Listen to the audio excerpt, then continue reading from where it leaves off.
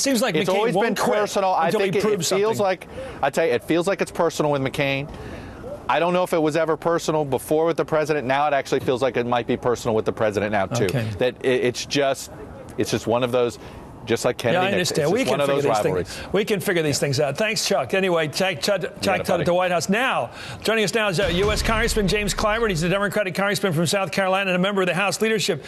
Let's talk about the real politics of equity, fairness, real democratic values, Congressman. You're in the leadership. You're going to make the call. Does the president have to win? I think he does. Does he have to win on making sure that the wealthy of this country get back to paying what they paid under Clinton?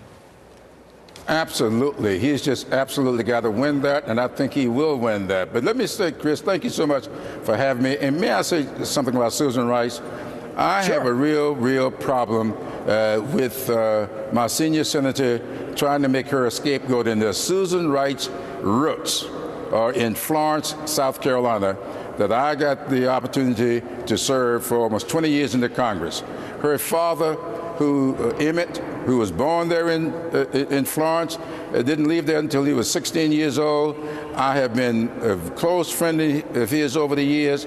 I'm a close friend with Susan Rice. I think it's absolutely a shame for this young lady whose roots are deep in South Carolina soil to get sullied like this by my senior senator, who I consider to be a good friend.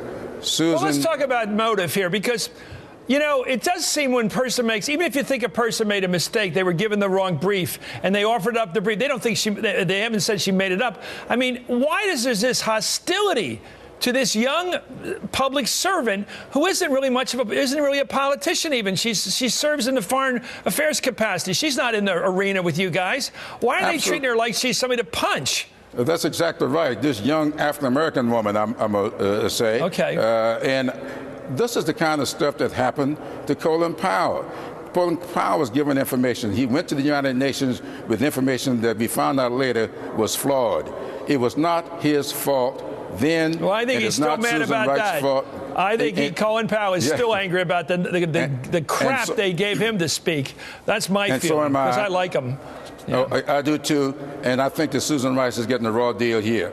Now back to let's talk taxes and the middle class and how the president won. It seems to me that this president was crystal clear. I'm looking out for the middle class. If you're rich, you're going to have to pay a little more, and then those are the stakes on election night, and he's claiming them now. That's exactly right. That's exactly right. He campaigned on the issues that he's laid before the American people. He's talked about $1.6 trillion in revenues. I think Mr. Bannon is now talking about $800 billion, somewhere in between that we ought to get to. And I do believe that the president is in a very good place on this issue. I think the American people have demonstrated with their votes, and they continue to demonstrate with all the comments that I've heard, that the president is where the American people would like for him to be on this issue.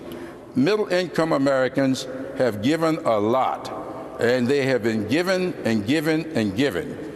Just look at this war, or these wars that we have fought.